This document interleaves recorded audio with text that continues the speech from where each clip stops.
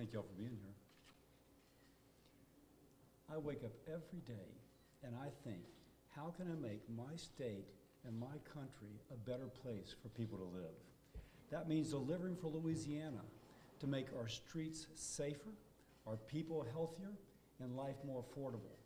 For our country, it means making sure that the southern border is secure, that taxes are lower, and that people have just a little extra money in their pocket so that it just helps make their life just a little bit easier.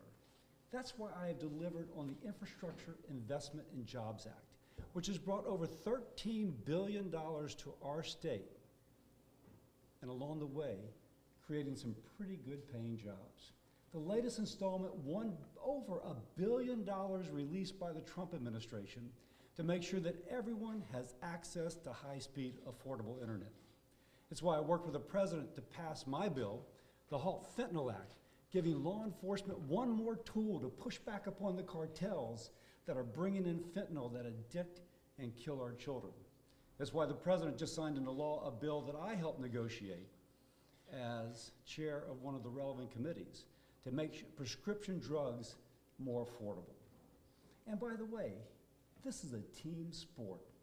If we're going to better serve our state and our country, I gotta listen.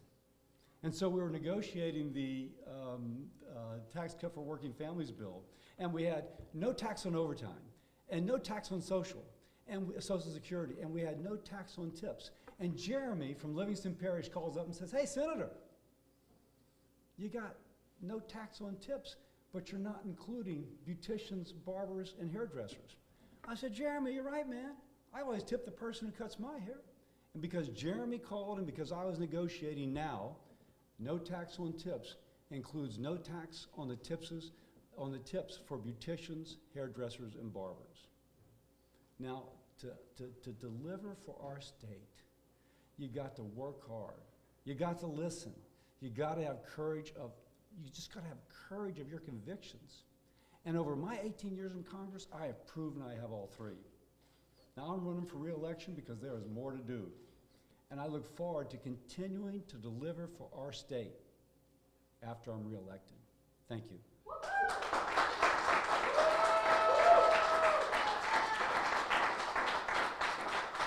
And before I go forward, let me introduce my wife, Dr. Laura Cassidy, who has 3, soon to be 4 public charter schools for children with dyslexia. About 20% of the people in our state have dyslexia. They learn to read differently. I'm working on that in Congress, and Laura is working on it in the state. And I pause just to say that because 20% of you in this room and 20% of you watching have dyslexia. And we're trying to help you as well. So I'll stop there. Hey, Greg. Hey, Senator. So today, just before you came in, the governor is criticizing you for your efforts, or lack of effort, what he believes, on federal judiciary. He says that you've not come through on any suggestions that he or the AG have made on conservative suggestions, and ties it to the release of 4 detainees on Wednesday, which I'm sure you're aware of and following. This is the second time the governor has inserted himself into this race. He also was very critical earlier this week of Dr. Fleming, and he said today that he was supporting Congresswoman Letlow. So I know that's a long question, but how do you respond? That's a lot happening today, as you know, and leading up to today. Just, in fact, everything that the governor alleges is false, period. If the governor wants to suggest somebody for me to nominate, I am happy to listen to that suggestion. But let me point out, that is trying to distract from the issue which is most important. Who is delivered for the state of Louisiana? That's the most important issue. And don't let people distract. I brought over $13 billion in infrastructure, which I'll point out the governor is happy to brag about, through the Infrastructure Investment and Jobs Act. And I can look at a record of delivering for our state, which, by the way, people love to cut ribbons, but I'm the one who delivered. And so I don't know what the governor's talking about. It's all false. What I do know, the people in this state are going to decide this election based upon who has a proven track record of delivering, and that is Bill Cassidy. So just to be clear, you said, I don't know what the governor is talking about, but it's all false. So I specifically want to bring, highlight his claim that you're somehow responsible for the liberal bench in the U.S. Middle District. Those liberal judges there are your responsibility. So there is no vacancy there now, and I did not vote on any of the 3 that are there now. So it's a little hard to have responsibility when I was not in office when they got approved. What about blocking bringing in a more conservative judge? I have not blocked any, and by the way, I have not blocked any of that. I just don't know where that's coming from. But again, I think what the governor's trying to do is distract from the principal issue here, which is who is delivered for the state of Louisiana and who has the more conservative voting record. Now, if he wants to try and distract that, that is his goal, but that should not be what the people of Louisiana fall for. It's about who has a proven track record of delivering for our state, and my track record is far better than anyone else running for this office. And he's going to be supporting. Can we go to someone else? Senator, your campaign put out. And I'm sorry, who are you with? I'm with Louisiana Radio Network. I've talked to you Oh, before. yeah, Andrew. How are you, brother? Hey, I've never seen you before. No, I just hear your voice. Good to see you. You put a face with a voice, and sorry to ruin your day now. Now you put a face with a voice. But anyways, in all seriousness, your campaign put out an email after Julia Letlow qualified. It says in part here, Julia Letlow joined an anti-racist organization and signed a statement embracing diversity after George Floyd's death while at ULM. Why is that a bad thing? I think that may have been a super PAC. I'm not sure that was I mine. think that was from, let me see, Bill Cassidy for U.S. Senate.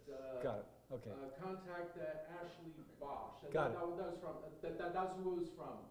Not saying that was from you. That was Andrew, from who it was from. what we have seen and what the Trump administration has obviously seen is that higher education has been somewhat captured by those who are pushing an agenda other than educating our children.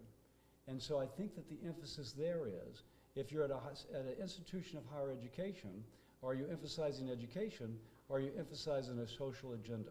But I'll also say, ultimately, the people in this state are going to vote on who is delivered for our state, who is delivered for safer streets, for more affordable drugs, and for better paying jobs. And that I've delivered far more than any of my opponents. In fact, I would argue that, yes. Senator, do you regret your vote to confirm RFK Jr.? You know, I'm always amused because people like to ask that question. You live forward. If you sit around beating yourself for every decision you've made in your life that maybe you think, oh, I don't know about that decision, whether or not it's correct to think about it or not, you live life forward. But even that, I'll go back to. This race is not going to be about that, although I worked very well with President Trump. It's going to be about who is delivered for Louisiana, and my record is better than any. Would you Somebody over here? today? Yes, sir.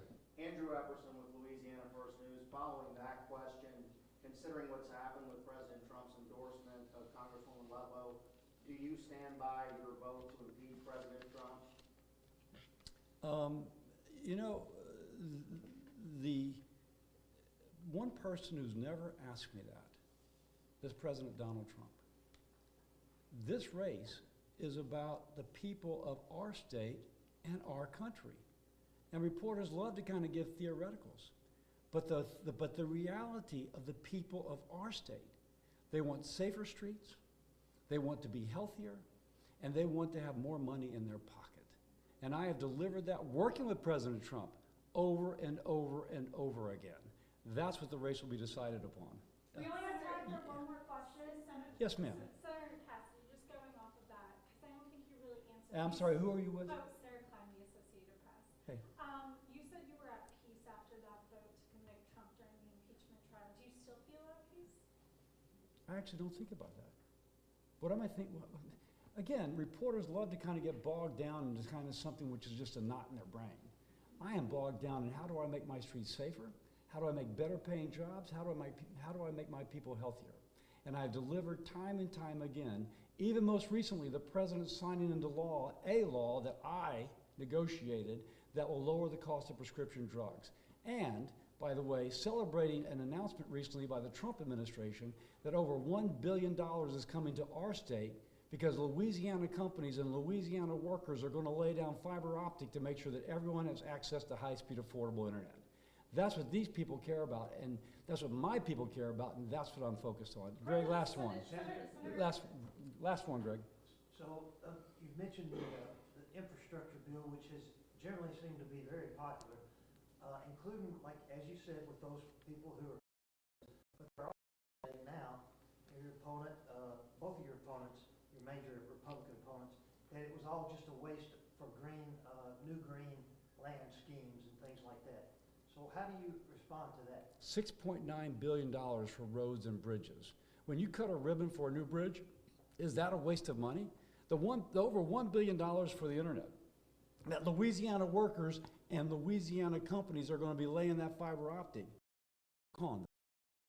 In fact, some of my opponents in the past have said they would vote for any bill which brought internet to their districts, and then they voted against this bill. Now, you can talk about the bridges that are going up in almost every parish, I'm told, because the legislature working with the dollars that I delivered, are going out to do redo bridges in every district. I was speaking to the engineer in Bossier Parish. He said they had 5 projects taking place at that time funded by the Infrastructure Investment and Jobs Act. Do they really oppose that? Do they really care about the people of this state if they are opposing new bridges, internet? In our state, hundreds of millions of dollars going to restore our coastline. I got almost $400 million out of the Infrastructure Investment to fund the Morganza to the Gulf flood control system so that people in my bayou region do not flood. Do they really oppose that? Hundreds of millions of dollars for flood mitigation, because after 2016, so many people in our parish flooded. Hundreds of millions of dollars to address that. Do they really oppose that? Do they love our state, or do they just love the idea of advancing to a higher office? To me, taking care of the people in my state is my highest aspiration, and I will take my record compared to anybody. Thank you.